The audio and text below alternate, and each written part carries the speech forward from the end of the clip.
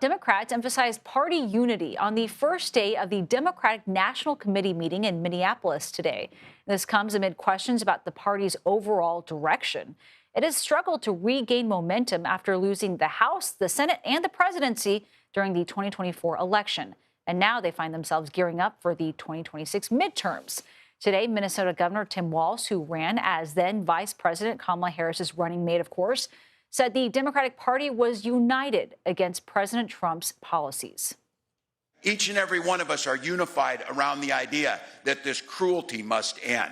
This slow-rolling attempt at undermining democracy, and I always get in trouble for it, and I'll continue to say it. I don't think we do any favors when we don't name it. These are fascist policies meant to take away ours. That is what they are. And CBS News correspondent Nidia Cavazos joins us now from Minneapolis. Nidia, thanks so much for being with us. Some big names out there. Who all spoke during those DNC meetings today, and what were your biggest takeaways?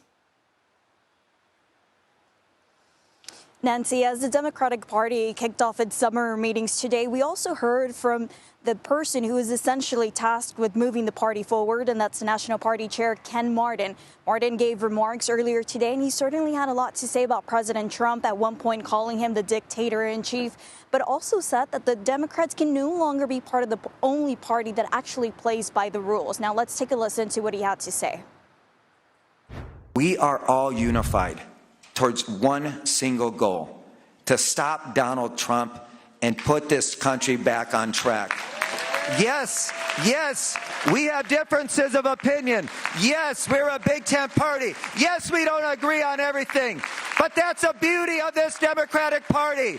We are still unified despite our differences. Now, Martin also urged party members and party officials to fight back and take a stance against the Trump administration. But he also pointed to the latest redistricting efforts, for example, with California, as a way in which the party has fought.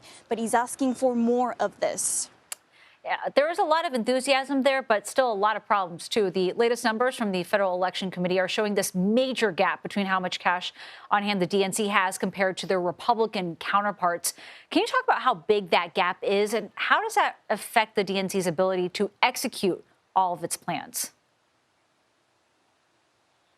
That's exactly right, Nancy. It seems that the Democratic Party isn't only struggling with identity, what it's messaging, but also financially. With this latest report, we know that the DNC has a significant gap here, a disadvantage of over $70 million compared to the Republican National Committee.